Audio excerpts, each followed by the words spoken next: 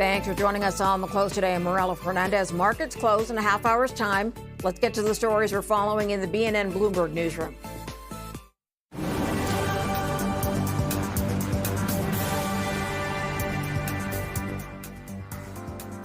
The Prime Minister Mark Carney in Beijing, marking the first visit by a Canadian Prime Minister to China in about 8 years.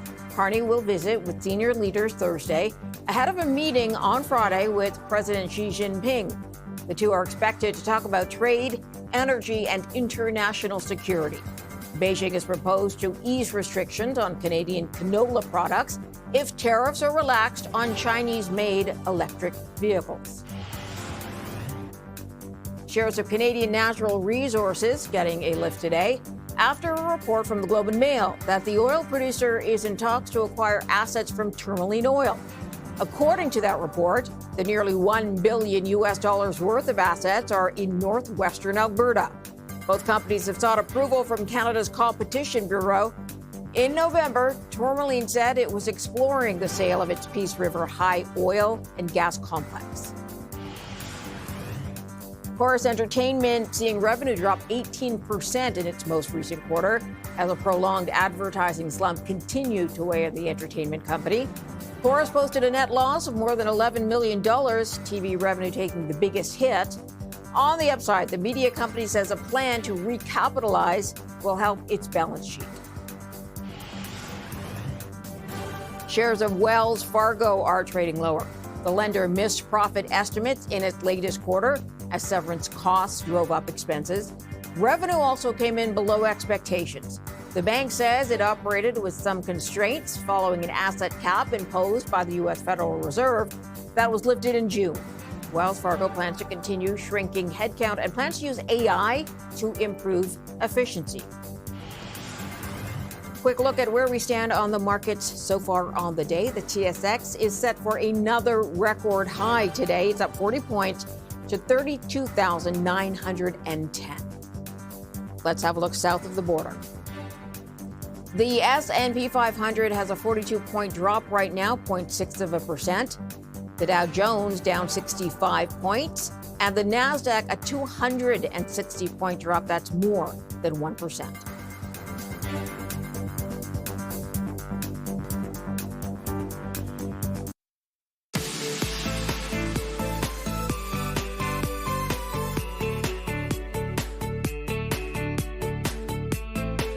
So another intraday high for the TSX, now moving above 32,900. Let's talk about what is pushing this with Jim Thorne, Chief Market Strategist at Wellington Altus Private Wealth. Thanks for joining us today. Thanks for having me, Marilla. So this is a part of a broader rotation we started seeing at the end of last year, but what sectors are pushing the TSX higher, and is it sustainable? Well, 20% of the TSX is materials, and so we've had I would refer to as a generational run in gold and silver that gold bugs have been waiting for decades. And that continues this year. And I think the real question comes is how much longer can those two sectors go before taking a breather? And I think, long term, I'm very bullish on silver and gold. But, trees don't grow to the sky. And I wouldn't be surprised if we have a period, over the next couple of months where we digest the gains going forward. Okay. So you see perhaps sort of a sideways trend perhaps later in the year. But let's get to the trade visit that's going on with our Prime Minister to China. Do you see the energy segment in Canada benefiting from maybe an agreement in energy or oil specifically coming out of this? Yes. I mean, it would be positive, but I think the Canadians Canada has to recognize the fact that building one pipeline to the Pacific coast to shipping crude oil to China is not going to solve our problems. And we need to go through a period of significant structural adjustments. And we need to be honest with ourselves. Marilla, that last jobs report, while everybody was cheering about it, if you look under the hood, the public sector crowded out the private sector. In other words, it was the hospitals and the government where all the jobs were. I don't know how we're going to achieve what the Deputy Governor of the Bank of Canada wants with increased productivity when the private sector, the interest rate sensitive private sector, is still feeling looking terrible and taking it on the chin with rates that are too high. Okay, so let's talk a little bit about what is feeding into the private sector. Is it still uncertainty about trade? Is it still working through some of the tariffs? What do you think is feeding into sort of, I'm going to say, stagnation in the private sector, if you look at it that way? I mean, first off, what we have is, remember, monetary policy works with a lag. So the interest rates that the private sector is dealing with right now was set 2 years ago. And so the private sector is dealing with excessively high interest rates set a couple of 24 months ago. And business people do not, I would suggest, aren't so sure that Mark Carney isn't a second coming of Justin Trudeau, in the sense that we've seen too many photo ops, too many meetings, and not enough concrete action in terms of policy that is going to structurally adjust the Canadian economy. It sounds like you don't have a lot of faith in the way they're pushing the major projects through the office in Calgary and getting that money out the door to build.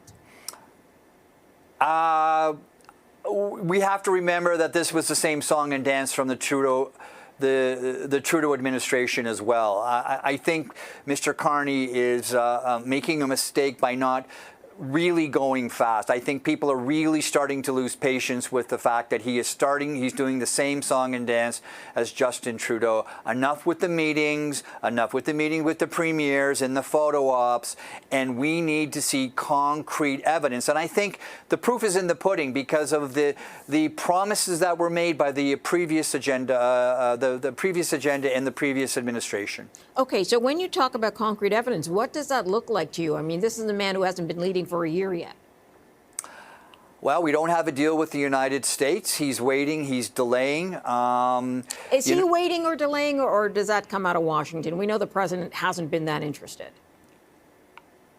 I think if the prime minister was more motivated, things could get done. I think he's really letting the president take the lead, and I understand and I respect the fact that we need to have a diversified trading agreements and relationships with Asia and with Europe, but we have to be honest with the fact that our primary trading partner is the United States, and if we think that we're going to get ahead with not being significantly integrated with the United States, I think is naive. And I would say to Bay Street that those that think that the Trump doctrine or that national security strategy was something that we could wait out. I think that the evidence that happened, given what Mr. Trump did in Venezuela, and we're hearing rumors that Mr. Trump and the Americans are going to move in Iran, it's going to be very interesting for Canada, because what we're seeing is a generational change in the global energy market that 6 weeks ago the folks on Bay Street said was not going to happen, and we could wait the president out. Okay, so how do you see this affecting the energy sector in Canada? Because as you mentioned, we need more infrastructure to get the stuff out to Asia, if that's where the uptick's going to be. So what would be the nearer term effect if Iran opens up, for example, there's more oil from there, and the Venezuelan reserves continue to pour out?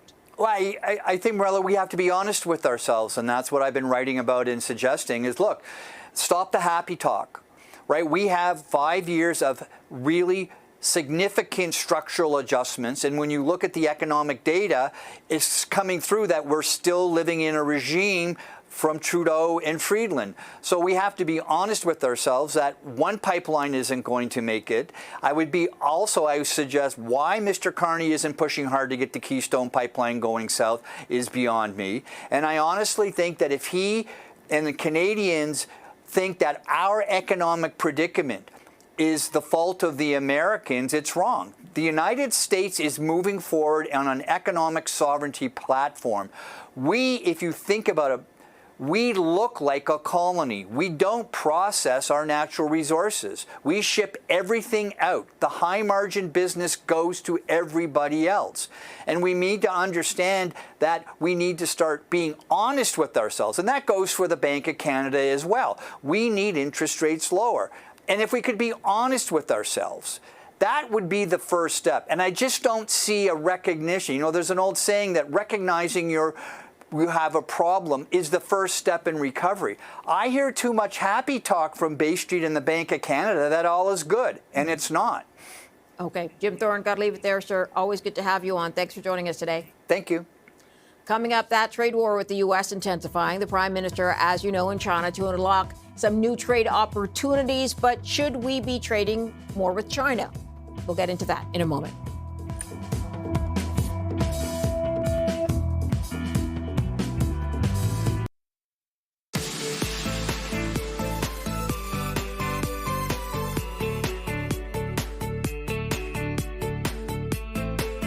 The Prime Minister arrived today in China. He hopes to make some gains on the trade front. Ottawa looking for new trade opportunities as the U.S. turns away from allies. But some say Beijing would be an erratic trading partner. Let's go to Margaret McQuaig-Johnston, University of Ottawa. She joins us now to talk some more about this. Thanks for your time. Good to be with you. Thanks for inviting me. We know that China historically has used trade as a weapon, but remind us about what that looks like when we look at the Canadian-Chinese relationship with trade. Well, in terms of them using it as a weapon, 67% of canola goes to China. And that's a real exposure that China can use as leverage to try to get Canada to change its policies. They've used this 3 times now, in 2016 and then again in January 2019 when the Michaels were taken, and then last year, and that's still continuing. So, it's having a real effect. Our canola farmers are upset. At the same time, they should be diversifying. And it was very good news to hear today that the first shipment of canola has arrived in Pakistan, the first for many, many years. And that's exactly what the canola farmers should be doing is looking for other markets, just as Prime Minister Carney has been traveling the world finding other markets for Canada. Can the PM, you think, expect a break on canola or seafood tariff that China has imposed from this visit alone? It's an ongoing discussion, and I know that his officials have been working very hard on this in recent months. So this isn't just the Prime Minister arriving asking for this out of the blue. There's been a lot of preparation for it. I think he will be able to make some progress on canola. I'm sure he wouldn't be going over there if he thought that nothing was going to happen. At the same time, I think he has to be very careful not to give China a way of building a wedge between Canada and the U.S. And that's what dropping the EV tariff would do. It would, give a real problem for Canada in our USMCA negotiations. And Trump has already said that he would not allow any Chinese vehicles to drive from Canada into the U.S. The Mexicans have been savvy as well, and they haven't allowed any manufacturing there for the same reason. And so we have to be very careful to avoid falling into China's trap of dropping the EV tariffs or having manufacturing. I've suggested that instead we should be inviting Chinese investment in our conventional energy with these big projects that the Prime Minister has planned. Okay, I know that energy would be something China would be open to importing. Let's talk about national security for a moment. Do you see concerns with Canada opening up more to China on the national security front? Well, I think our government is very careful about drawing red lines all over the place as necessary.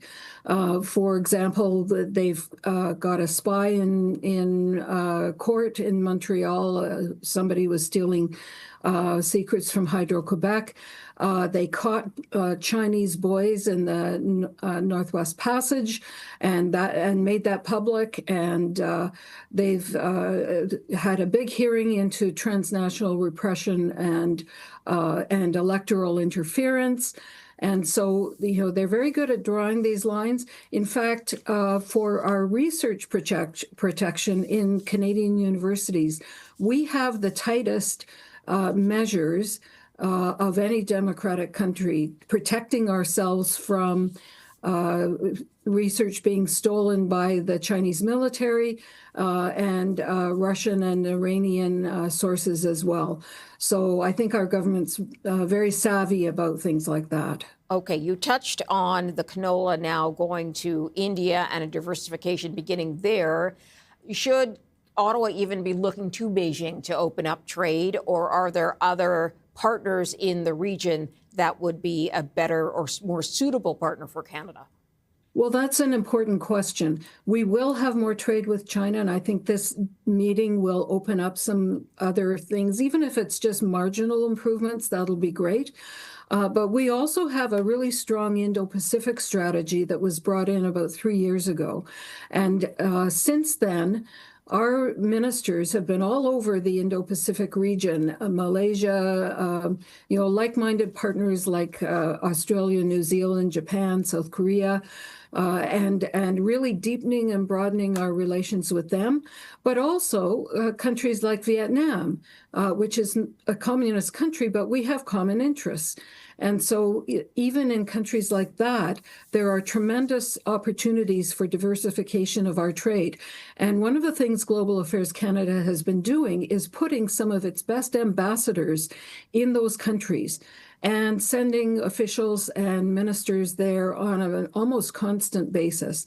And so that's really going to help us in this big effort, which I really applaud for Prime Minister Carney and the extent to which he's put a big focus on this for diversifying our trade in that region. Okay, Margaret, I do have to leave it there. I'm out of time. Appreciate your time. Thank you for joining us on the program.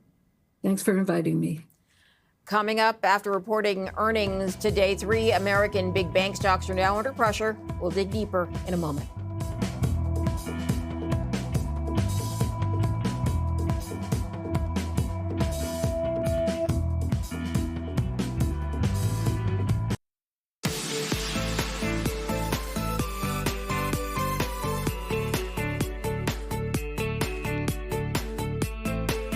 We have some earnings from 3 American banks today. Bank of America, Wells Fargo, Citigroup all saw some pressure today as a result.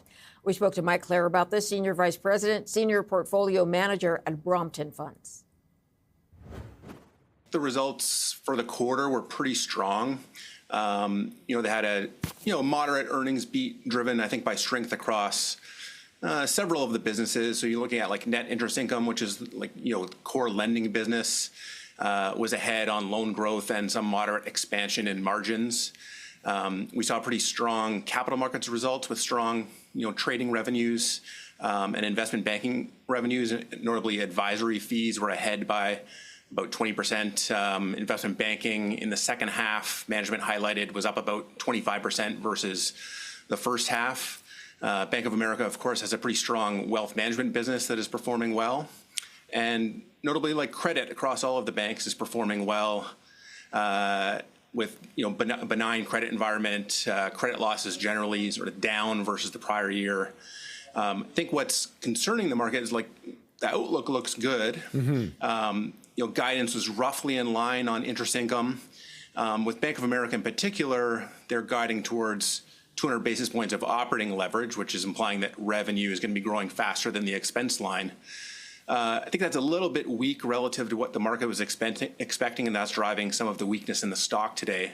As we've seen with JP Morgan yesterday, and again with some of these banks today, I think the market is laser focused on expenses. Expecting expense efficiencies in 2026 and into later years.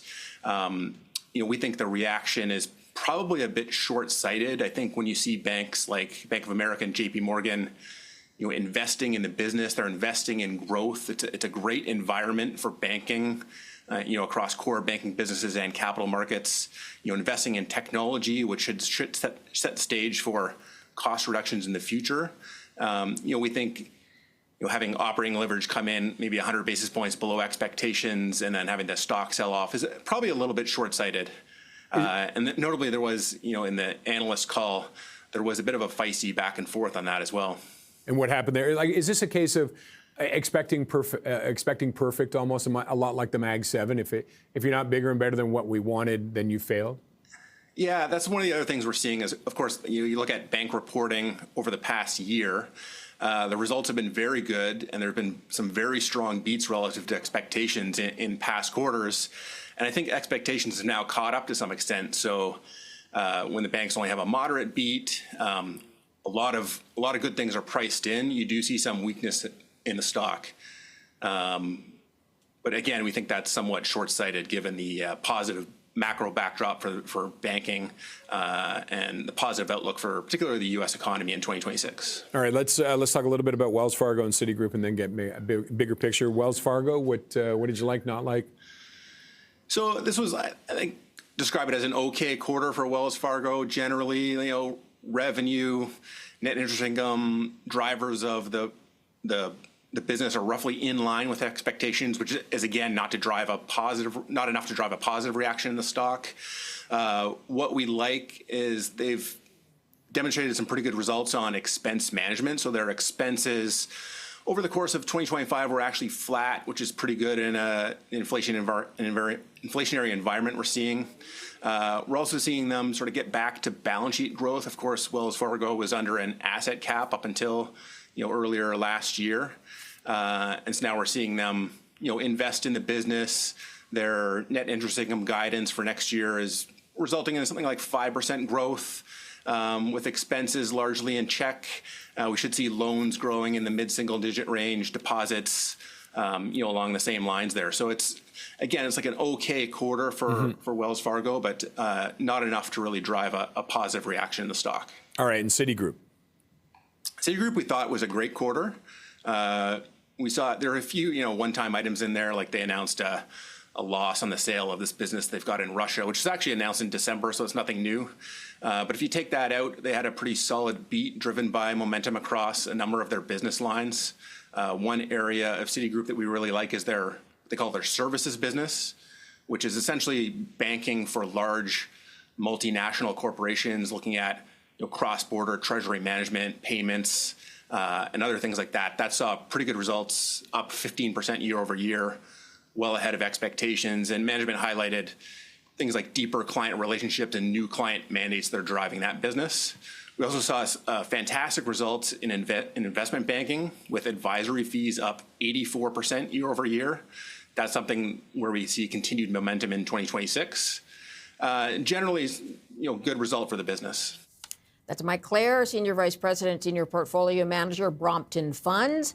A quick look at the markets ahead of the end of the trading day. The TSX is hovering in record territory, currently up 23 points at 32,893. The last record close only a couple of days ago on the 12th at 874. So we're watching that.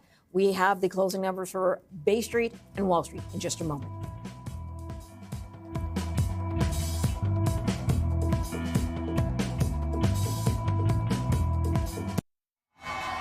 Here are the closing bells for the end of the trading day. At the Nasdaq, Vine Hill Capital Investment Corp. 2 ringing the bell. In New York, Marsh ringing the closing bell. You're watching the close on BNN Bloomberg. I'm Morella Fernandez. Here's how we ended the day for Bay Street and Wall Street.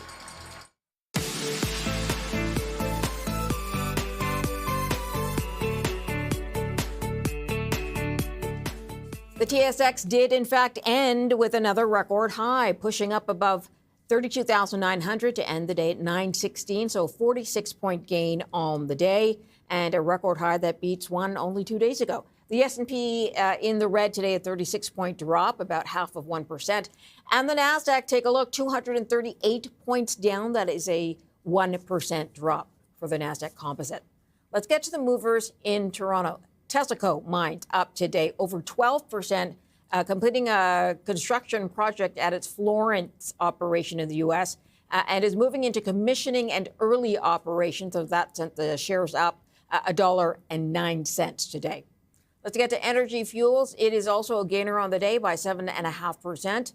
It's up 284% in the last year, gaining just over $2 per share today. Nutrien moving higher today by close to 8%. It's up $6.80 to $91.91 after an upgrade by Morgan Stanley on potash demand. Let's get to the flip side in the red. Constellation Software down today by 5.8% and down almost 30% over the year. It lost $187.57.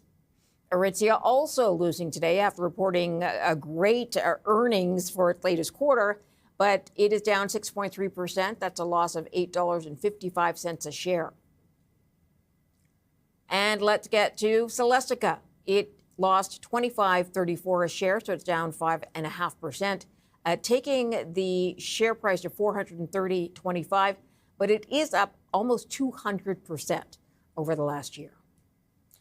Let's get to movers south of the border. Bloomberg's Michael Regan joins us now to talk some more about that. Michael, big American banks reporting today, their shares falling during the day. Wells Fargo reported profit down on severance costs. What else did they have to say? Yeah, definitely, Morella. Wells Fargo down quite a bit today. They did report expenses of $13.7 billion, which was above what analysts had estimated. About $612 million of that in severance expenses. So they are trying to cut costs through reducing headcount, but in the near term causing this increase in expenses. And really, that's kind of the story, the read across all the big banks that have reported. None of them really performing well after earnings. Even the ones ostensibly that reported better than estimated earnings, like Citi and Bank of America today. But investors really focused on those expense lines and what the banks are doing to bring them down. JP Morgan even yesterday, solid results, but those shares fell. I do think there is a little bit of a hangover still among the big banks as far as President Trump's desire to cap those credit card rates at 10%. Now, a lot of analysts will say they don't think he'll be able to follow through on that, but he hasn't quite backed off from it yet. So there's still a lot of concern that even if he isn't able to cap at 10%, that he will do something to pressure those credit card margins. Yeah, I'm surprised at how far that comment has rippled through, but you're right, the president has not retracted it so far. Airbnb today down along with other travel stocks, so what has hit them? Yeah, Airbnb for most of the day was the worst performer in the S&P 500. It did claw back some of those losses, as most of the travel complex did. But the early losses were the surprise news that the U.S. was restricting and basically pausing visas from people from 75 different countries around the world. Now, these stocks did pair some of those losses. As a person familiar with the matter told Bloomberg that these visa restrictions would not apply to tourist visas. So we did see a lot of these Expedia, Airbnb, and Booking Holdings, as well as cruise lines, airlines, hotel companies. A lot of weakness in the morning. They did pair some of those losses, but as you can see, they still closed in the red for the most part today. People trying to sort of wrap their heads around what these visa restrictions will mean for the travel industry. Okay, let's talk about Mosaic, a fertilizer company, biggest gainer for the S&P. Where did that gain come from? Yeah, one of the biggest gainers in the S&P. You mentioned that Nutrien upgrade from Morgan Stanley earlier, and Mosaic really kind of riding on the coattails of that. Analysts at Morgan Stanley really pointing to what they believe is higher demand for potash. The fertilizer complex as a whole really was pretty strong today. Not only that upgrade, but this tensions in Iran, while sort of a weight on the rest of the market, pretty good for a few different fertilizer producers because Iran is a big producer of one of the key fertilizer ingredients. So good day for the fertilizer producers. All right, we will leave it there. Bloomberg's Michael Regan joining us. Thanks very much. Appreciate the update. Coming up, what factors should investors be focused on for this year? We have rising trade problems and geopolitical concerns. We'll take a look when we come back.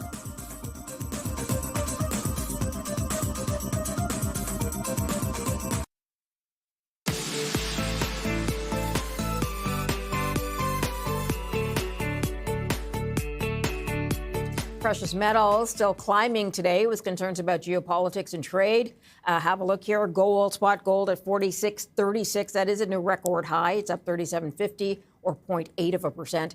Silver also marking a new high. It's at 93.08, so up $6.75, up over 7.8% today. Oil also a gainer on the day. So let's look at how investors can benefit from the broadening out of the market that's been going on. Thomas Martin joins us now. He's Senior Portfolio Manager at Globalt Investments. Thanks for joining us today.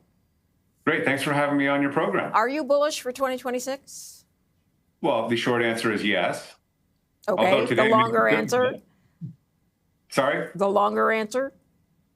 The longer answer is that I think, like everyone else, we're a little bit nervous and think that things are going to be a little bit jumpy here, and we've seen that a choppy year, midterm elections and the seasonals and whatever, and the market being at still near all-time highs and valuations where they are. But we think that's offset by earnings growth, which is expected to be in the 15% range. And like you said, a broadening out of that earnings growth throughout the year as the quarters progress. And by the time we get to the end of the year, there will be a lot of companies that are growing and sectors that are growing their earnings greater than 10%. Okay, so let's get to the 15% number that you had for earnings. Where is that coming from? What sectors do you see most benefiting, and from what are they benefiting from?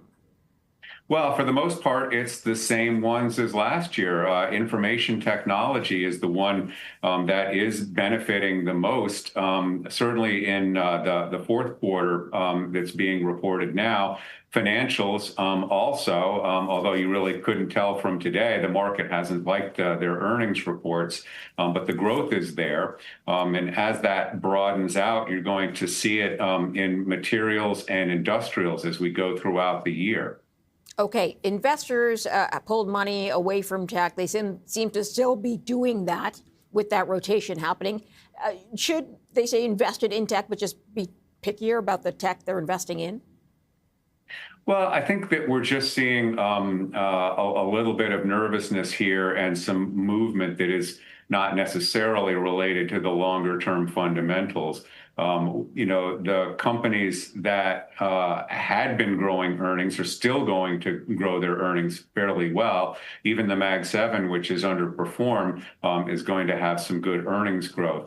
It does make sense, I think, to look for companies in any sector that have a little bit cheaper valuations that haven't run as much. But what we're seeing, at least today and so far this year, is more of a movement just broadly away from technology and even remaining away from software, which hasn't performed well and does have some decent growth characteristics. Into other sectors like staples, which doesn't really have much growth, and utilities, which is doing better, and healthcare, which won't see earnings growth start to kind of reaccelerate until later on this year. Okay, so what does that tell you that this rotation continues? Is that sort of the nervousness you're speaking to?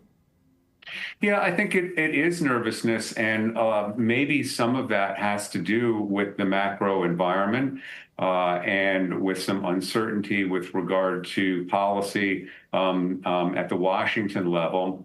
This idea of intervention in companies and industries, state capitalism, et cetera, whether it's capping interest rates that credit cards can charge, or, going after swipe fees, or, having Fannie Mae and Freddie Mac buy mortgages, et cetera, et cetera.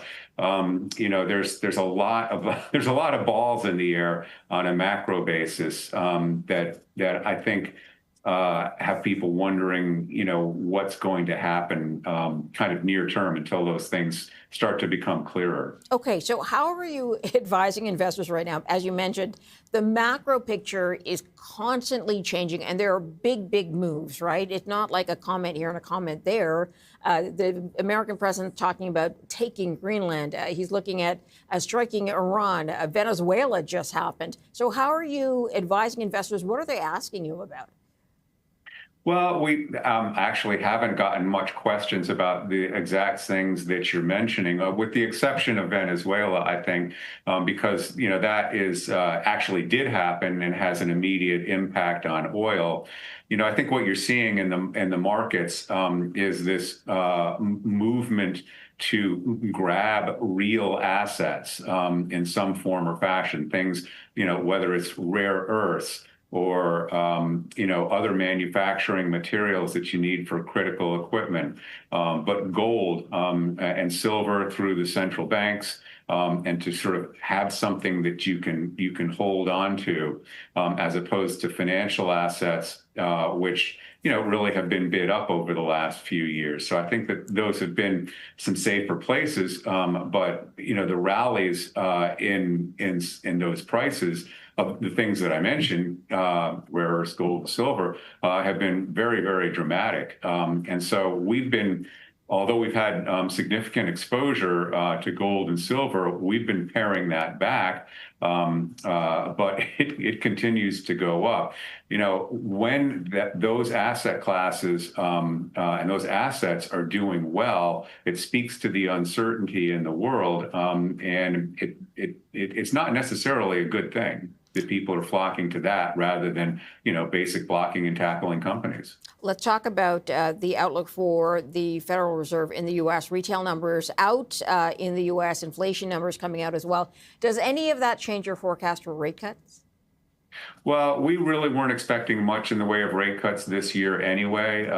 And, the dot plot's calling for one. The markets were calling for a couple by June. We thought that had a lower likelihood of happening. The economy has proven to be quite resilient.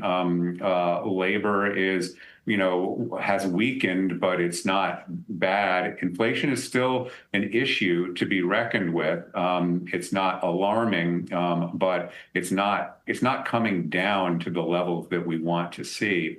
With regard to the Fed's independence, that's something that we'll have to see. But I think that the markets know that at base, the Fed as an institution and most, if not all, of the governors know how important that is, and they've been messaging that. And the reason why we think it's not that much of a true worry is the rate on the 10-year has come down, and the odds of a rate cut in January, which were already very low, and in June for the rest of the year, have moderated from here. So the economy is doing well, and no real need to raise rates, and you do have to care about inflation. Thomas Martin, I'm going to leave it there, but thank you for your time. Appreciate it. Great. Thank you. Good to be on the show. Prime Minister Mark Carney in China. He's trying to elevate trade pressures and alleviate trade pressures and build on diplomatic relations. We'll get to that story when we come back.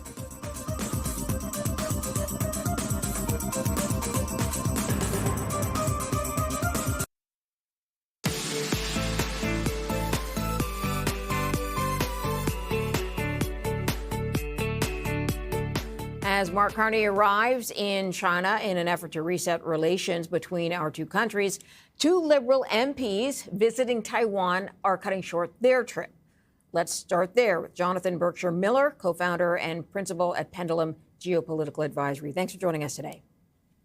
Thanks so much for having me on. So I guess Ottawa doesn't want to ruffle feathers in China, which is why the MPs left Taiwan. Could this have affected trade talks? Well, look, I mean, I think China wants to make sure that it controls all narratives of this trip. And I think this is an example of Canada being overly cautious. There's normal parliamentary engagement with Taiwan, which we recognize as a strong economic partner. We have a trade office in Taipei. There's nothing unusual about parliamentarians, whether they're from the ruling party, which is now the Liberals, or the opposition visiting Taiwan. Obviously, the timing may be inconvenient for the Prime Minister's office at this point in time, but I worry what this might signal to the Chinese is that, look, without even asking, and we don't know that there was a formal ask from the Chinese side, we're willing to pull back things that have been normal practice for Canada in the hopes that we may curry favor and maybe get some deals in China. So I think it was a bit of a difficult decision that was made. Okay, so the wider question is, how does Ottawa go about trying to increase trade without compromising what the country stands for? So I support the trip generally. Look, China is the second biggest economy in the world. It's the largest economy in the Indo-Pacific. It's a relationship that's been under heavy strain, of course, over the past few years, much of that the doing of the Chinese Communist Party with the detention of our citizens, et cetera. But I do support the Prime Minister in engaging with the Chinese. Of course, we see the economic pressure that we're facing with the United States. But I think there's a couple simple correctives that we need to have put in place. First of all, diversification is not equal amongst all different parties. So we have, of course, our countries in Europe, Japan and Korea, which are like-minded democracies, which it makes sense to engage with. And then we have complicated countries like India, Saudi Arabia, and the United Arab Emirates that we've been engaging with. China is a different beast. Not only is its economic size different, but also its political intentions, the nature of its system, make it a bit more complex. So it's not that we shouldn't be engaging with them on trade issues. This is important to our farmers. This is important to our energy industry. But I think we have to do it with our eyes wide open and realize the risks of vulnerabilities going forward. Okay, so what are the vulnerabilities that you see? Well, we see, I mean, this goes to the idea that when you have politics and economics and trade, we might like to see them as sometimes separate and that we can isolate them as much as possible. Business can do business, and the security issues can be managed by governments and diplomats and defense ministries. Unfortunately, China doesn't see the world this way. So we've seen this time and time again. When something politically is not in the interest of China, they're willing to leverage and weaponize those economic sectors. So we've seen it in the canola industry. We've seen it in the pork industry. We've seen it in the seafood industry. So I think it's being very open. You know, it's great if we sign more natural gas deals, for example, which might happen during this trip. But what happens 2 or 3 years down the road if all of a sudden there's a political irritant in that relationship and China decides to weaponize that again? So I think it's just being open about where those vulnerabilities could be and how we could manage that risk. Arctic security, of course, is something that will likely come up in this discussion. Can China be trusted in security cooperation with Canada? Well, look, I think China is a country that we manage risk on when it comes to security. I wouldn't see cooperation, traditional cooperation in the lens that we work with our traditional allies and friends. I do think it's a discussion that we have to have with China. Not only is it a national security issue with the examples of political interference in our domestic politics, but it's also a regional security issue. While Mark Carney is now in China for 4 days, we're only a couple of weeks away from where China's held its largest and most diversified scope of military exercises around Taiwan. We continue to see the harassment of countries in Southeast Asia like the Philippines and Vietnam and the South China Sea. And one of our key allies in the Indo-Pacific, Japan, which is facing economic coercion right now vis-a-vis China. So I think it's, look, security cooperation and discussion is important, but I think it's more about managing risks than necessarily being a partner. Okay. How do you think this visit by our prime minister to Beijing will be perceived by the U.S.? Well, first of all, I wonder how much they're paying attention. Certain folks are paying attention, but I do think generally they will be watching. I think they'll be watching on a couple of different lanes. One of them will be on the economic and trade side. Of course, one of the biggest priorities for Mark Carney going forward is to try to remedy and find a way out on trade issues with the United States. And CUSMA negotiations, the trade negotiations, will be one of the big areas. If there are significant reductions, for example, on tariffs on electric vehicles, which is something the Chinese very much want. There's currently a 100% tariff on Chinese EVs coming to Canada. I think that will be looked upon in a negative light from Washington and may affect our own trade negotiations. The second area, I think, will be more broadly about Canada becoming a less reliable ally in the region. And I think Washington is watching this, but it's not just Washington. I think others in the region are looking. For example, Foreign Minister Anand mentioned today when asked about the Indo-Pacific strategy, which was a former strategy for the region, she said, well, it's a new prime minister and a new government and times are changing, effectively saying that what was policy before is no longer policy now, which I think will be met with a little bit of alarm in the region and potentially by the U.S. too. Yeah, I think people are pivoting according to how the U.S. is pivoting, and that might be sort of part of the explanation that comes from Ottawa. But Jonathan Berkshire Miller, I got to leave it there. So thanks for your time. Appreciate it. Thank you. Coming up next, a look at Canada's auto sector after Donald Trump says CUSMA is irrelevant. We'll talk about the EV situation as well. Back in a moment.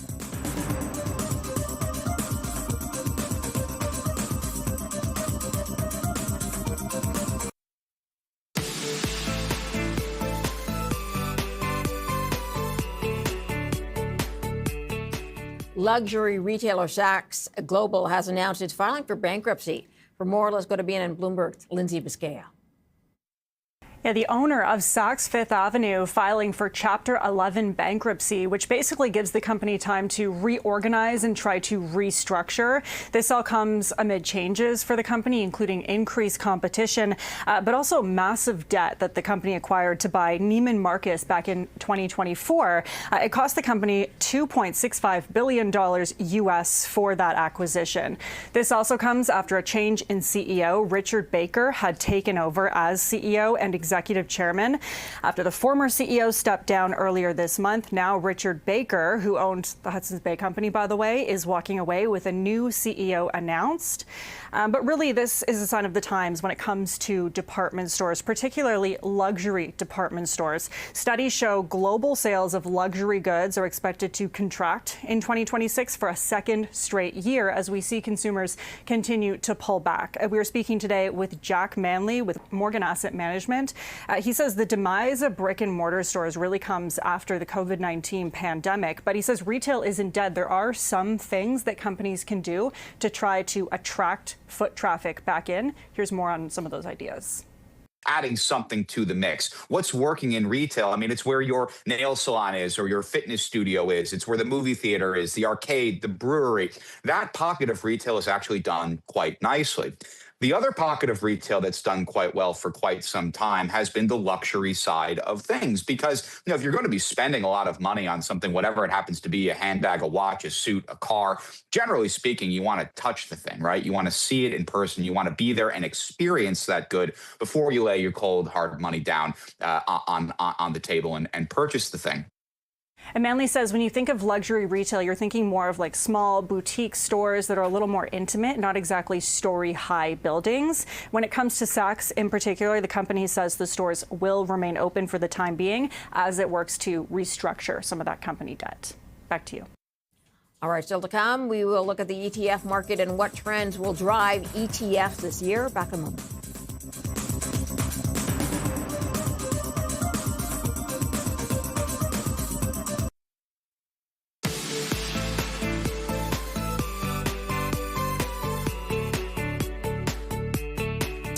The ETF market had a record year in 2025, inflows and a surge in assets.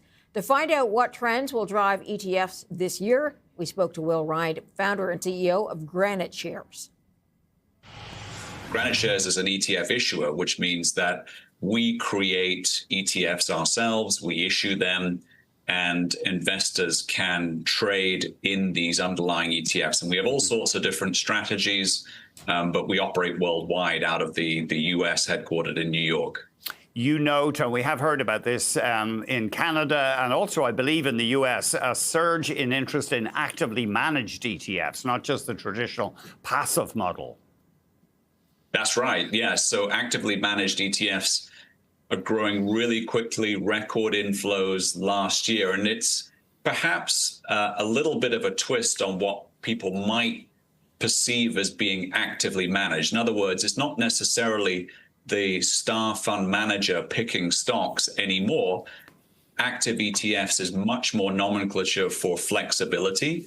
And this is a wrapper or a type of ETF that allows the manager more flexibility, typically to implement derivative-based strategies. So you see active really proliferating in areas such as leverage, such as high yield, and other cases where more derivative-type strategies are being implemented. You have some products. I know you'll be delighted to discuss them. Why not? You have one called PLTM, the Granite Shares Platinum ETF. Now, this, I believe, just tracks the spot price of platinum.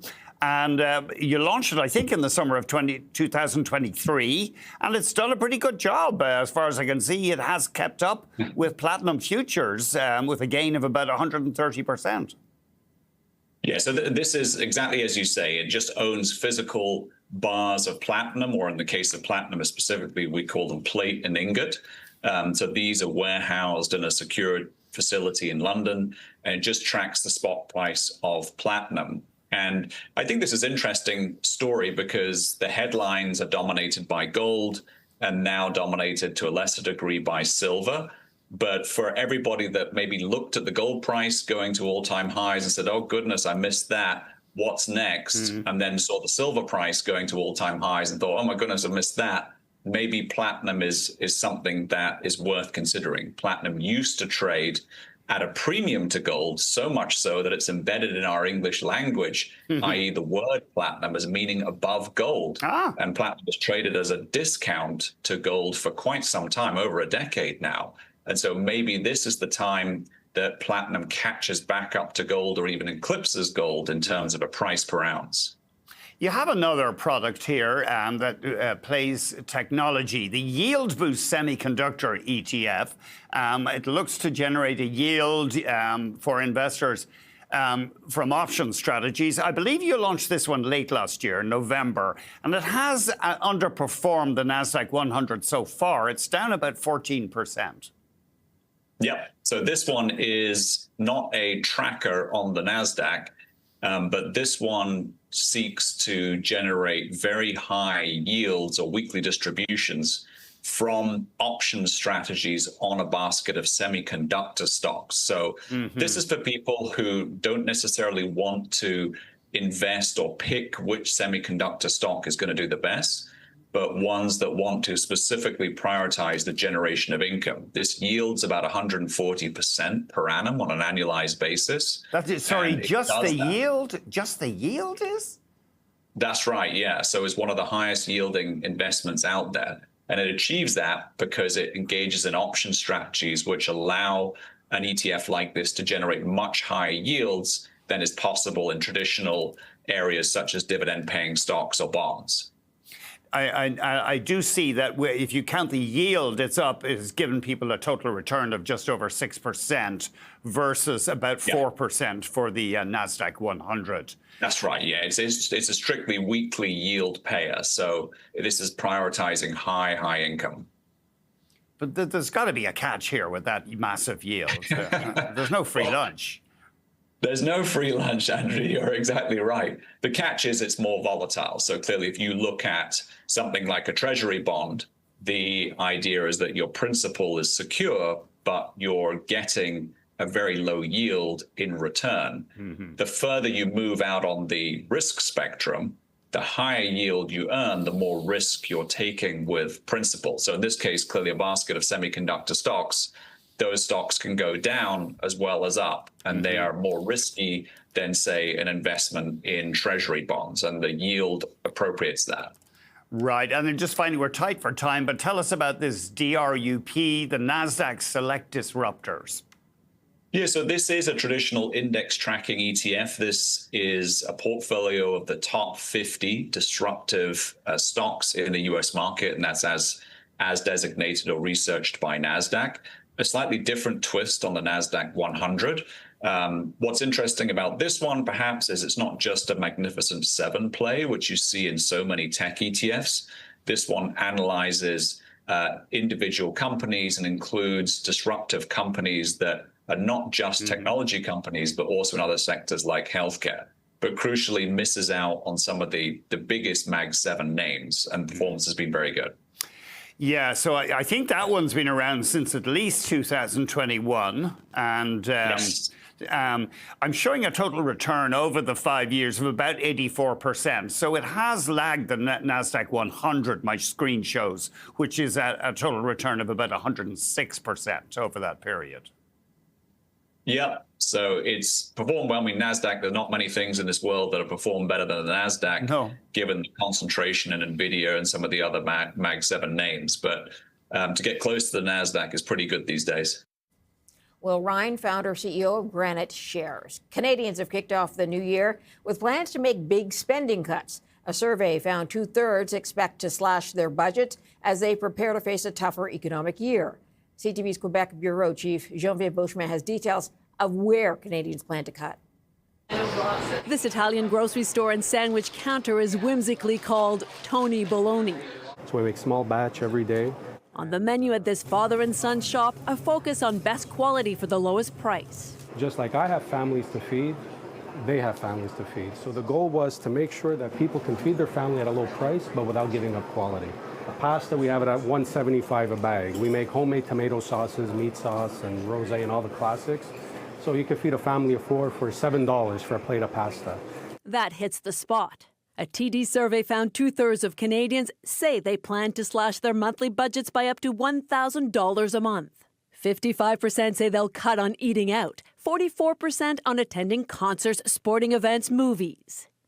Many plan other belt-tightening measures like cutting down on subscriptions and fewer retail purchases. But it seems younger Canadians appear set to make more sacrifices. A whopping 86% of Gen Z say they're preparing to slash their budget. Compare that to 43% of boomers. They're leaning in more into their loyalty programs, into budgeting, and also into no spending challenges, which are becoming very popular with this younger generation.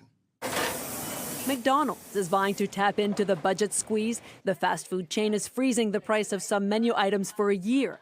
For instance, $5 for the Meg Value Trio. This, as a recent study found, more than 4,000 restaurants could close this year. At Tony Baloney's, father and son say people still gotta eat, and they want to feed neighborhood families well. So that's why we even have all the ingredients here at the low price that you could go home and do it yourself if you want to. And we'll have to see just how long Canadians will be forced to stick to that resolution to cut back. Geneviève Beauchemin, CTV News, Montreal. Coming up, the first year of the American president's second term has yielded some lessons for CEOs looking to get more from the White House. Back in a moment.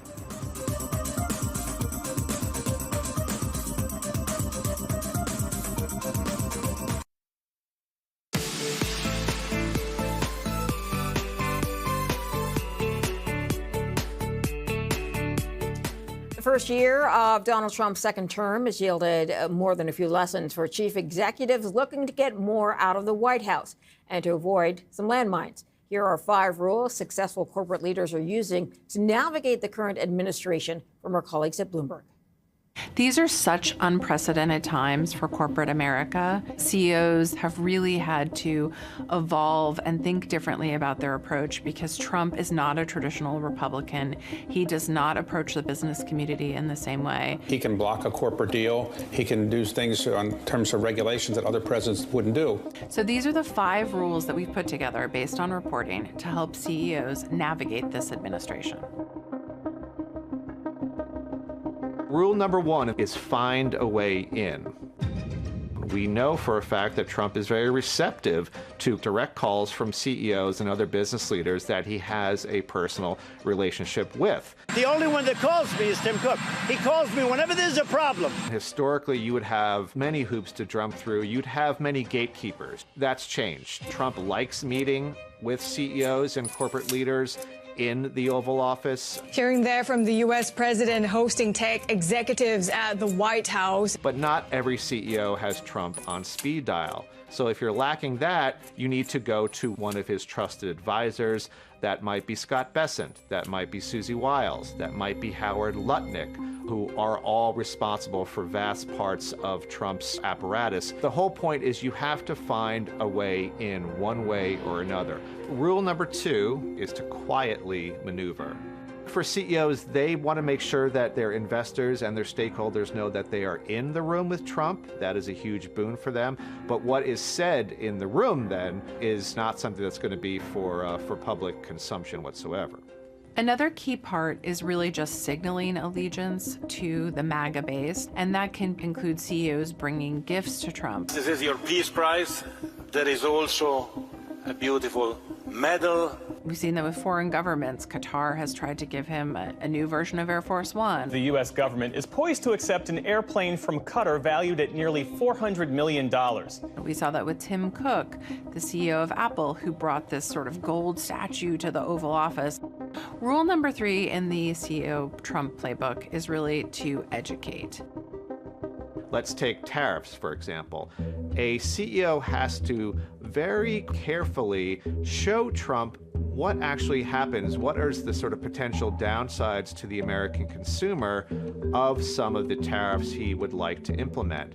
Now, what you cannot do is go forward and say tariffs are a bad policy. So this is a very unique process, but for CEOs who have figured it out, it can be beneficial. Apple's been very clever about both personal diplomacy with President Trump that gives the company's views kind of a fair airing in the White House.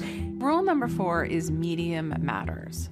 If you don't want to call President Trump directly, one thing that you can do is you can speak to him through the news outlets that he watches and reads. I want to tell you, I listened to a bunch of stuff last night on television. Many of you I know from reading all of our wonderful magazines. CEOs, knowing this, have decided to maybe recalibrate where they are appearing, where they are speaking, and sort of what interviews they might be giving. President Trump watched that interview and then changed his perspective. If you know Trump's appetite for media, you kind of know exactly how to get your message in front of him.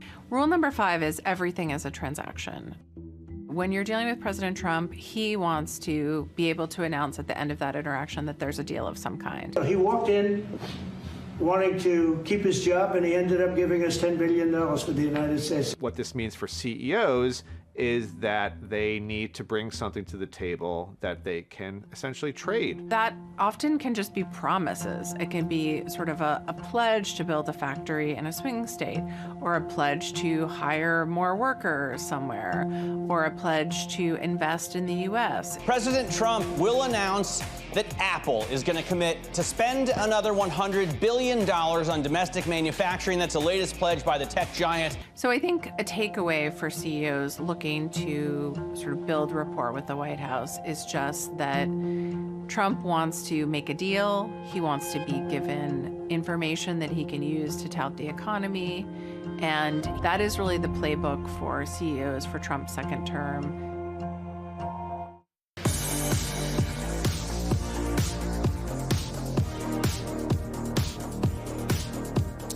Time now for hot picks in small caps. We were joined by Sajjan Bedi, Vice President, Portfolio Manager at Canoe Financial, who believes the high level of concentration in large caps areas of the market is creating an opportunity for investors to benefit from disciplined stock picking in small and mid cap companies.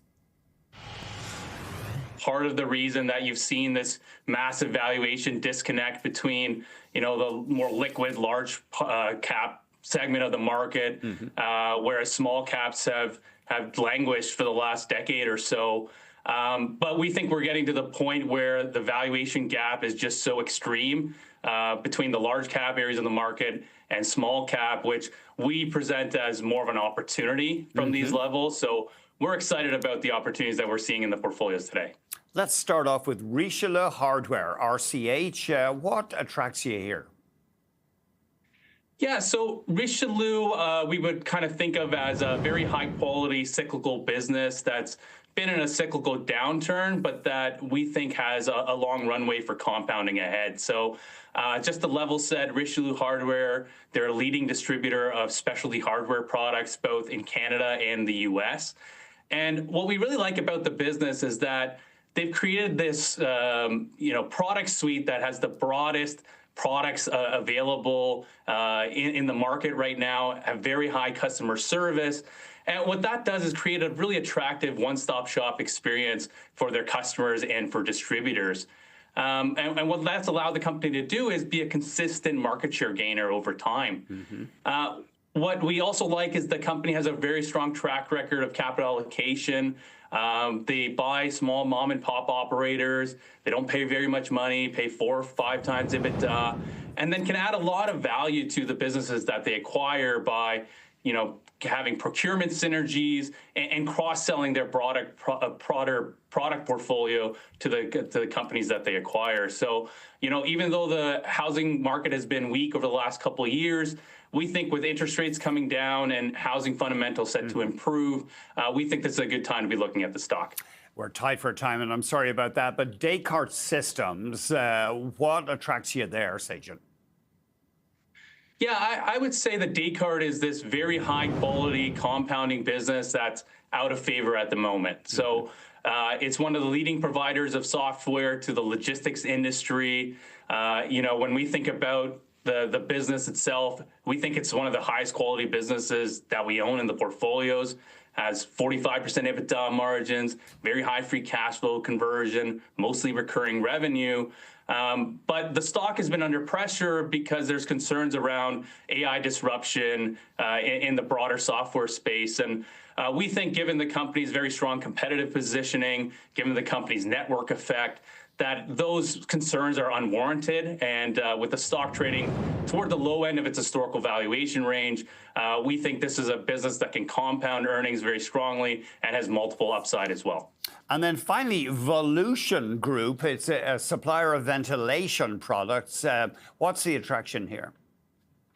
Yeah, so a little bit of a different one. Obviously, this is more of a UK-based business that we introduced to the portfolios about a couple of years ago. And just to level set, because probably the viewers don't know this business as well, but they're a leading supplier of ventilation products across Europe and in Australia. And so you can think of their products as, fans or exhaust units that would go into a home or an apartment that make the home or apartment very energy efficient. So we think the company benefits from a secular theme of increasing energy efficiency standards within homes, and also has a consolidation runway that the company has executed very, very well on. So the stock has performed well over the last couple of years, but when we think of its valuation relative to other very high quality industrial businesses that we look at, we think the discount is unwarranted. So this is a name that we continue to like as well. Sajjan Bedi, Vice President, Portfolio Manager at Canoe Financial. The situation with the U.S. and Greenland raises several questions. What does Canada's north look like when it comes to Arctic defense? And how vulnerable is this country to Trump's annexation plans? Here's CTV's Heather Wright. Canada's Arctic region makes up roughly 40% of the country's total landmass. It's huge and it's hard to secure. In the beginning, when Trump wanted to buy Greenland, I just laughed that off because it was so absurd that... Ayu Peter is a Greenlander who lives in Iqaluit. She still thinks Donald Trump's threats to take Greenland are absurd, but now she takes him seriously and thinks all of the Arctic is at risk. Canada is right in the middle between Greenland and the United States. He's going to want to also take over Canada. The federal government has pledged billions of dollars in new defense spending, including money for Arctic security. But in such a vast and mostly uninhabited area, military analysts say defense spending is not enough to assert Canadian sovereignty in the north. It's really a whole of society approach, working with Northerners, working with territorial governments and the Indigenous people that live in the region to make sure that they have access to the same services. Canada is set to hit NATO's 2% target this year, but experts say Trump's saber-rattling against NATO members presents a threat to the future of the alliance at a time when it's needed. This is exactly the time that we need to stand together with our allies, that NATO needs to be very effective and very strong and serve as a deterrent so that Putin won't miscalculate and go even further. The U.S. ambassador to Canada was asked today whether Trump has his sights set on Canada's Arctic as a way to bolster North American defense. He said Canada, the United States, and Finland are working very closely on defense to ensure they are, quote, in lockstep when it comes to Arctic security. Heather Wright, CTV News, Toronto. All right, quick look at how we ended the day on Bay Street and Wall Street. The TSX, another record close today, 46-point move up, taking it above 32,900 for the first time to 32,916. The S&P 500 dropping 37 points today, about half of 1%. And the Nasdaq has a 238-point drop today, about 1% down. A quick look at some record makers today in precious metals. Gold, spot gold, moving up $33.50, so under 1%, but it takes it to $4,632 US an ounce, so another record for gold. Silver also a gainer today, hitting a record at $93.16 right now, but it moved up about $6.82, or almost 8%, 7.9%. A lot of investors moving back towards commodities, precious metals. They want things that they can hold on to and grab in a time of great geopolitical unrest, with Donald Trump talking of taking over Greenland and no new deal coming from the White House on that. Thanks for joining us today on The Close. We'll see you tomorrow.